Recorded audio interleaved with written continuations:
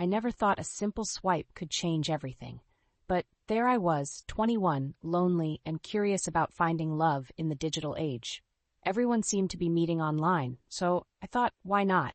I downloaded a dating app, not expecting much, just a few conversations to pass the time. His profile caught my eye. Jake, 24, loves hiking and photography. His photos were charming, adventurous shots of him in nature and candid smiles that seemed genuine. His bio read, looking for someone to share adventures with. It sounded nice, so I swiped right. When we matched, I was thrilled. Our conversation flowed easily. He was funny, attentive, and seemed genuinely interested in me. After a few days of chatting, he suggested we meet up for a hike. It was spontaneous, but I agreed, thinking it could be fun. He chose a trail not too far from where I lived, promising it was beautiful and secluded. I was excited, but as the day approached, a strange feeling settled in my stomach. I brushed it off as nerves. The morning of our hike, the sky was overcast, casting an eerie light over everything.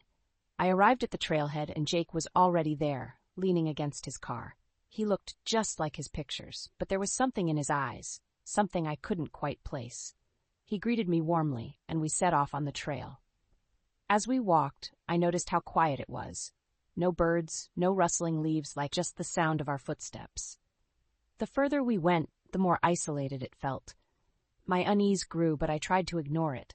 We reached a clearing, and Jake suggested we take a break.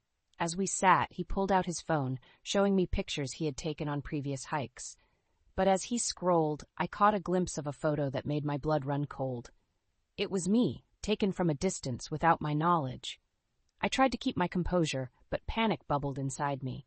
I asked him about the photo, my voice trembling. He just smiled, a chilling grin that didn't reach his eyes, and said, "I like to capture moments."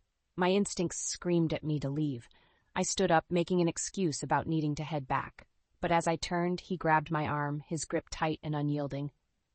"Don't go yet," he said, his voice low and menacing. Fear surged through me, and I yanked my arm free, bolting down the trail. I ran faster than I ever had, the trees blurring past me. I could hear him behind me, his footsteps growing louder. My heart pounded in my chest as I pushed myself to keep going. I finally reached the trailhead, my car in sight. I jumped in, locking the doors, and sped away. My hands shook as I drove, tears streaming down my face. When I got home, I deleted the app, blocked his number, and reported him to the authorities. But the damage was done. I couldn't shake the feeling of being watched, the memory of his eyes following me everywhere.